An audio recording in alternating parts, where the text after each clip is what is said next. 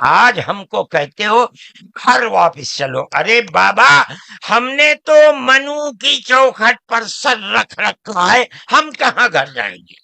ہمارا گھر کوئی نہیں ہے. میں کہتا ہوں کہ یہ بات کہنے والے تو جاہل ہیں، اپنے ملک کی تاریخ کو نہیں جانتے، دھرموں کی تاریخ کو نہیں جانتے. لیکن مجھے بڑی حیرت ہے کہ بہت پڑھا لکھا آدمی، سمجھدار آدمی، اور RSS جیسی پارٹی کا صدر اور سنچالک، وہ یہ کہتا ہے کہ مسلمان اگر چاہیں تو اپنے دھرم پر رہیں اور چاہیں تو اپنے پوروجوں کی طرف لوٹ جائیں. کیا مطلب؟ ہندو بن جائیں، اس لیے کہ ان کے پوروج ہندو. ارے بابا، ہمارا سب سے پہلا پوروج منو ہے، ہم تو اس کے چرنوں کے اوپر اپنا سر رکھے ہوئے ہیں اور دنیا کو کہتے ہیں کہ آؤ آؤ منو کے چرنوں کے اوپر اپنا سر رکھو. ہماری یہ تاریخ ہے، ہمارا یہ دھرم ہے. ہم کو کیا کہتے ہو؟ ان تو اپنی جگہ کے اوپر ہیں، ہم کسی کو چھیڑتے نہیں، ہم کبھی اپنے مذہب پر نہیں. میں آج پہلی دفعہ مذہب پر بول رہا ہوں، اس لیے بولتا ہوں کہ ہمارے مذہبی معاملات میں دخل کیوں دیتے ہو؟ ہم کہتے ہیں تم جاہل ہو، تمہیں متا نہیں ہے، تم نہیں جانتے اس ملک کی تاریخ کیا ہے. ہم تمہیں بتاتے ہیں اس ملک کی تاریخ یہ ہے کہ اللہ نے، اوم نے اسی دھرتی کے اوپر منو کو اتارا ہے.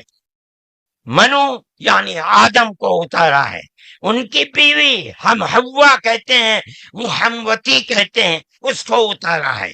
ہم اسی کے وہی ہمارے پوروج ہیں، سب کے پوروج ہیں، نبیوں کے پوروج ہیں، رسولوں کے پوروج ہیں، ہندوؤں کے پوروج ہیں، مسلمانوں کے پوروج ہیں، عیسائیوں کے، ساری دنیا کے ہم نے ان کے قدموں کے اوپر سر رکھا ہوا ہے.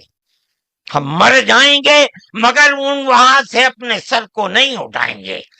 ہم مسلمان ہیں، ہمارا یہ عقیدہ ہے کہ اللہ یعنی اوم ایک ہے، اس کا کوئی شریک نہیں ہے.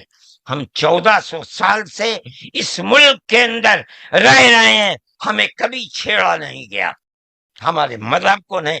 تم نے چھیڑا ہے تو ہم تمہیں تمہارے آبا و اجداد کی تاریخ بتاتے ہیں. تمہارے آبا و اجداد ہندو نہیں تھے، تمہارا سب سے پہلا دادا پر دادا لکڑ دادا سکڑ دادا وہ منو تھا. منو ایک اللہ کی، ایک اوم کی عبادت کرنے والا تھا. میرے بھائی، میں نے یہ بات اس لیے کہی ہے کہ تم اپنے اس ملک کے اوپر فخر کرو. جس طرح آخری نبی عرب میں پیدا کیا، ہر مسلمان کو سمجھنا چاہیے کہ سب سے پہلا نبی اللہ نے، اوم نے اس دنیا کے اندر، اسی بھارت کی دھرتی کے اندر پیدا کیا ہے. ساری نسلیں یہیں سے چلی ہیں. اپنے اس ملک سے محبت رکھو، اس ملک کا احترام کرو.